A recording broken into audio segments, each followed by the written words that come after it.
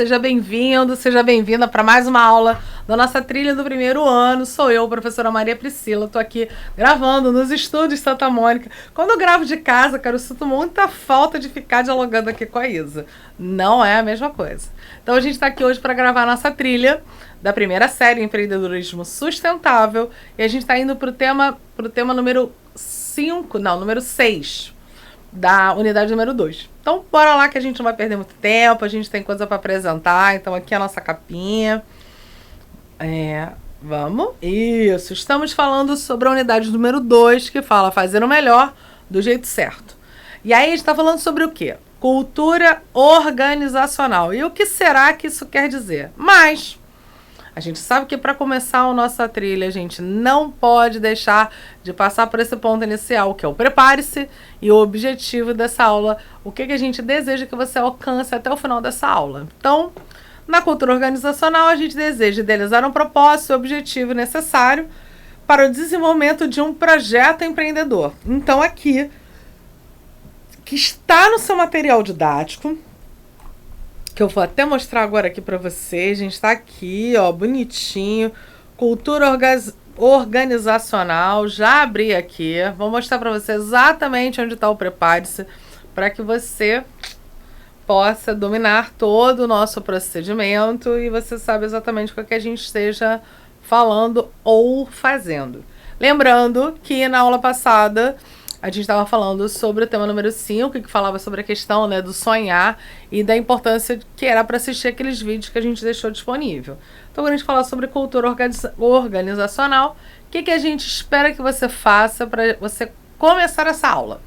Reflita sobre o seu contexto familiar e busque elencar aspectos característicos da sua família, como rotinas diárias. Que horas acordam, dormem, como são as refeições, os eventos em família, quais os momentos são partilhados por todos e quais são os destinados a atividades individuais. É claro que toda família tem um processo de organização. Toda família tem uma disciplina, né? Então, assim, horário de acordar, horário de dormir, alimentação. Então, por exemplo, na minha casa. Na minha casa, todos os dias a gente acorda, eu e o meu marido. A gente não tem filhos, mas a gente tem o Zé, que é o meu cachorro, meu caramelo, vira-lata lindo e amoroso. O que a gente faz todo dia de manhã? A gente passa pano na urina dele, a gente cata as fezes dele. Então a gente tem ali uma prática, uma rotina diária.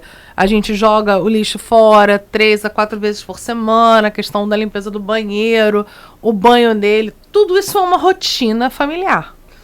Né? Então, assim, a gente faz atividades individuais, por exemplo, eu vou para o trabalho, eu tenho a questão das minhas atividades religiosas, meu marido tem da dele, então a gente vai, né, girando em torno dessa organização que é tão importante na nossa vida familiar. São destinadas a atividades individuais. As formas de fazer determinadas atividades domésticas, como cozinhar, limpar a casa, organizar os objetos, exatamente isso que eu estou falando. Por exemplo, na minha casa tem uma falta de rotina quinta e sexta, que são os dias que a gente mais trabalha. Então, quando eu chego em casa, normalmente na sexta-feira a casa está mais bagunçada. Então, tem aquela prática de catar as coisas que ficaram no meio do caminho, da gente, né, dar uma limpada melhor na casa, porque quinta e sexta são dias muito puxados para nós dois. É isso, né? Cada casa acaba tendo uma rotina. Então, vamos voltar lá ainda para a nossa apresentação. Deixa eu mexer aqui pra gente ficar bacaninha. Meu laserzinho ainda. Vamos lá. Primeiro que a gente vai perceber é sobre a questão da diversidade cultural e a pluralidade cultural e a questão da identidade. Por quê? Diversidade. A gente vai falar que a gente vive numa sociedade muito diversa entre homens, mulheres, culturas locais, alimentação, a gente tem questões diferenciadas e uma pluralidade tem até uma perspectiva um pouco mais política. Mas vamos lá no nosso material didático.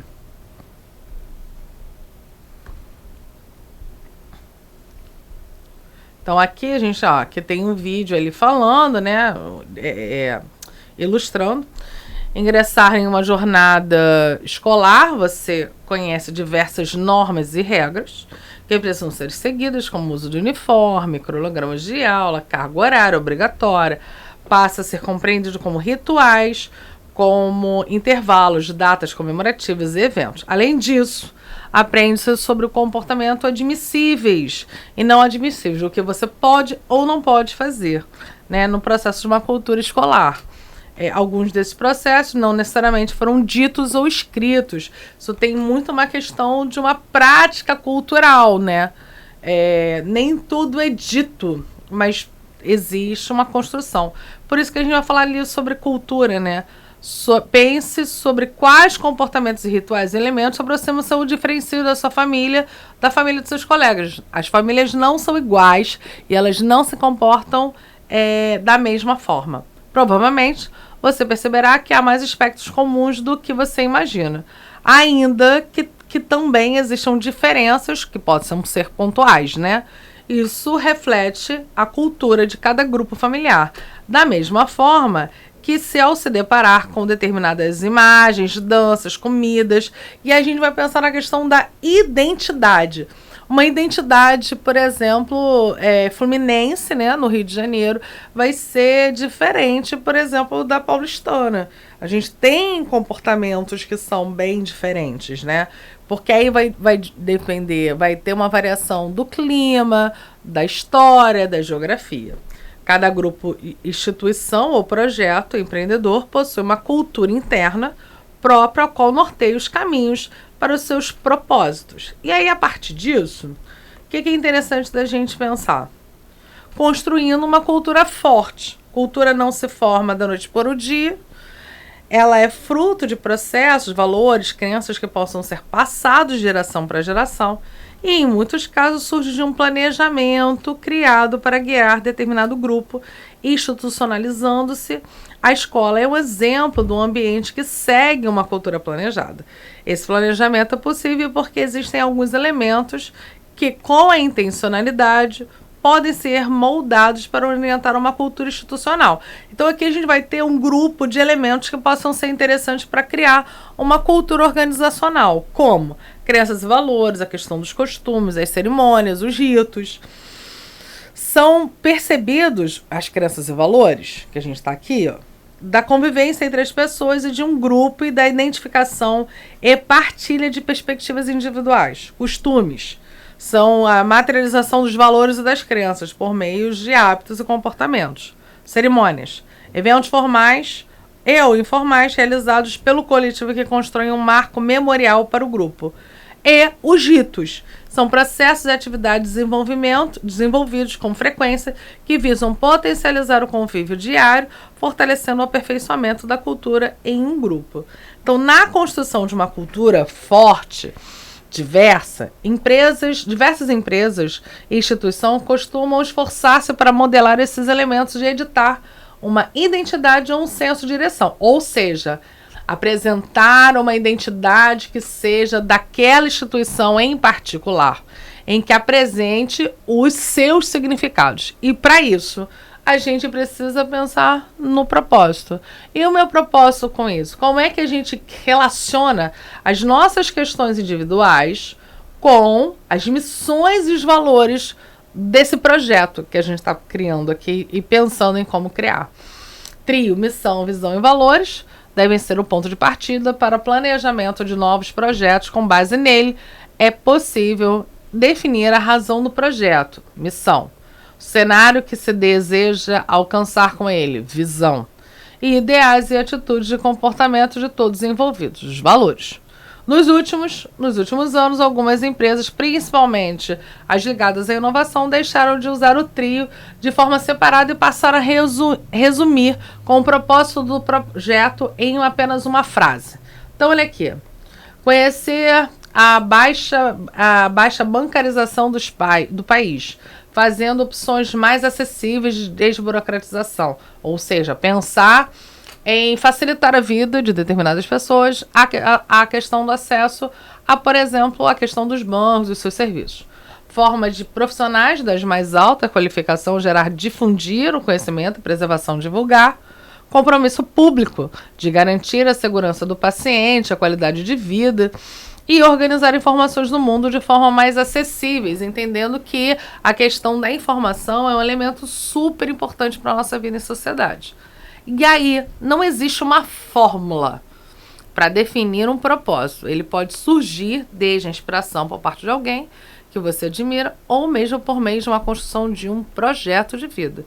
E a partir disso, a gente vai acabar pensando em iniciativas empreendedoras que têm um propósito tornar-se essencial a fim de garantir o senso de direção, identidade e engajamento para a comunidade envolvida, norteando a cultura e criando um ecossistema colaborativo. É isso. Vai surgir lá do processo da empatia, dos valores que vão ser criados. A partir disso, a gente vai criar uma missão e um propósito da instituição que a gente está pensando.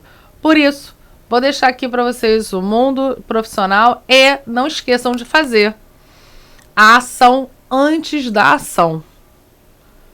Tá demorando um pouquinho para entrar aqui. Deixa eu ver aqui se aqui eu deixei preparado para vocês.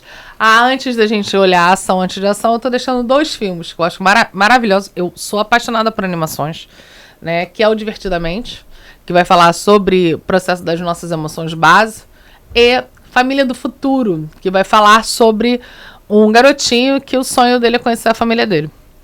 Ele estava num orfanato e ele tentou criar uma máquina do tempo. Isso é um ponto muito importante para a gente poder entender, né, como é que a gente chega em determinadas situações e como a gente constrói o nosso próprio caminho. E, para finalizar, não deixe de fazer a ação antes da ação. Após descobrir e mapear a realidade em torno do desafio social escolhido, é hora de gerar muitas ideias e definir o seu propósito. Então, pode tirar o material. Não esqueça de olhar lá, construir esse mapa de empatia da nossa outra aula e a partir de agora começar a pensar no seu propósito para criar algo que seja transformador. Vou ficando por aqui. A gente se encontra na próxima aula. Eu espero que você esteja gostando. Bota a mão na massa, porque essa trilha não é só uma questão de construção de conteúdos e conceitos, mas é principalmente para você botar a mão na massa. Até a próxima.